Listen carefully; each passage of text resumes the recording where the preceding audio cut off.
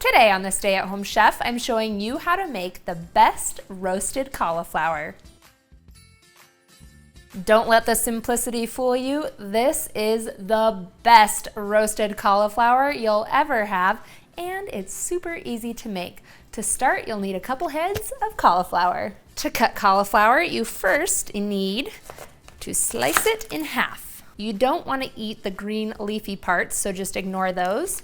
And take the tip of your knife and run it around the edges to cut off all of the little florets. And then you can snap off the little florets into smaller pieces or cut them as well. Bite-sized pieces make it a little bit easier to eat. And then you want to slide it all onto a baking sheet.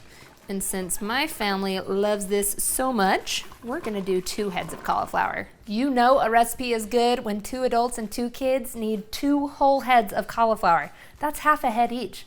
It's really that good. Next, you'll need to thinly slice 3 to 4 cloves of garlic.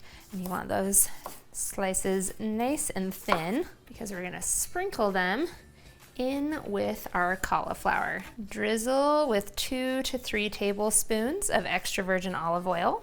Then I like to give it a little toss so that all of the cauliflower gets a little bit of olive oil and those garlic slices get mixed in. Then we're gonna season with a little bit of salt and black pepper. We're gonna add on a few more ingredients once our cauliflower is roasted, but for now, we're gonna bake this in a 425-degree oven for 15 to 20 minutes, or until your cauliflower is tender. While that's roasting, you'll need to zest and juice 1 lemon and grate half a cup of parmesan cheese. I've got my oven mitts and we're ready to pull out our cauliflower. Pull it out of the oven, set it down here for a second. Then you'll want to drizzle on the juice from 1 lemon. We'll just move slow here so we can drizzle it all over the cauliflower. Then sprinkle the lemon zest on. And then last, we'll sprinkle on some of that Parmesan cheese.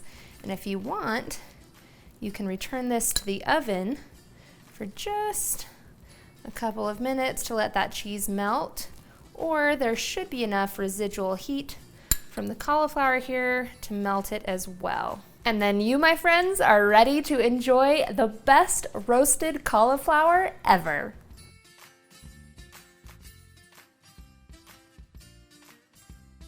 Thanks for watching. You can find the full written recipe in the video description. Be sure to subscribe, like, and follow, and check out the rest of my videos where you can find hundreds of restaurant quality recipes you can easily make at home.